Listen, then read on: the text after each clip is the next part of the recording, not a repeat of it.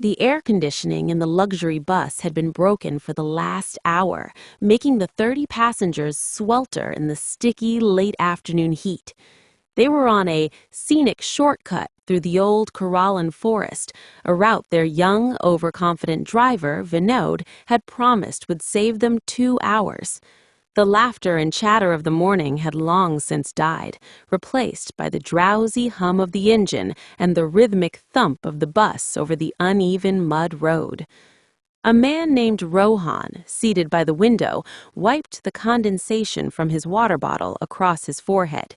He was a city journalist, used to logic and order, and this whole trip felt like a poorly planned disaster. He glanced out at the jungle. The trees were closing in, their branches forming a thick, gnarled canopy that blocked out the sun. It was unnaturally dark for 4 p.m. Suddenly, the bus lurched to a violent halt, throwing everyone forward in their seats. A woman screamed. Vinod cursed, wrestling with the gear stick. "It's nothing, nothing," he announced, his voice a little too high. "Just a small animal, a deer maybe. We are fine." But as he tried to restart the engine, it only coughed and died. The silence that followed was absolute. No bird calls, no insect hum, just the heavy, expectant quiet of the forest. An old woman named Amachi, who had been silently praying with her beads since they left the main road, suddenly stood up. Her face was pale. "Turn back," she whispered, her voice trembling. "We must turn back. This path, it is not for the living." A few passengers chuckled nervously, but a cold dread had already begun to seep into Rohan's bones. The air grew heavy, thick as water. The temperature plummeted. Their breath began to fog in the air. Then the first sound came. It was a faint, rhythmic thump. Thump, thump, from the roof of the bus, as if someone or something was walking on it. Vinod, trying to maintain his bravado, grabbed a large flashlight and opened the driver's door to look up. The beam of light cut into the gloom, illuminating the empty roof for a split second before the bulb exploded with a sharp pop, showering him in glass. He stumbled back inside, his face a mask of sheer terror. He hadn't seen anything, but he had felt it, a presence, heavy and malevolent. The thumping stopped. In its place came a low, guttural whisper that seemed to come from everywhere at once. It wasn't a language anyone understood, but its meaning was clear. "Get out." That's when the windows began to steam up, not with condensation, but with long, spidery scratches appearing from the outside, fingernails screeching against glass.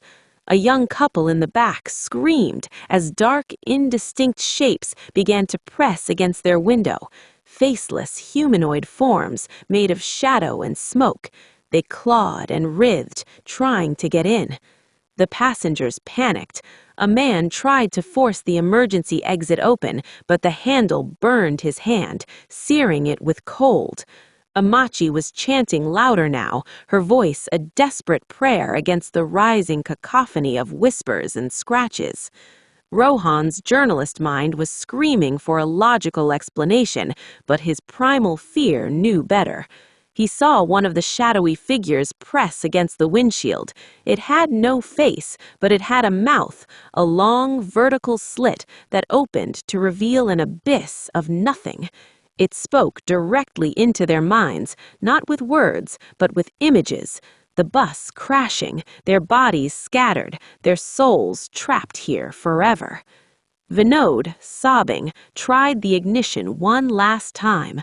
Miraculously, the engine roared to life. He slammed his foot on the accelerator, and the bus shot forward, throwing the shadow figures off the windows. A fragile cheer went up from the passengers, but it died in their throats. The road ahead was gone. It wasn't blocked by a landslide. It was simply not there. In its place was a sheer drop into a mist-filled valley. Vinod stomped on the brakes, but the bus skidded on the wet mud, sliding inexorably towards the edge. Rohan closed his eyes, waiting for the impact, but it never came. He opened them. The bus was silent, the sun was shining, they were parked neatly on the side of a dusty highway. Cars whizzed past. A highway patrolman was knocking on the driver's window, a concerned look on his face. "Sir? Sir, are you all right? You've been parked here for hours. We got a call about an abandoned vehicle."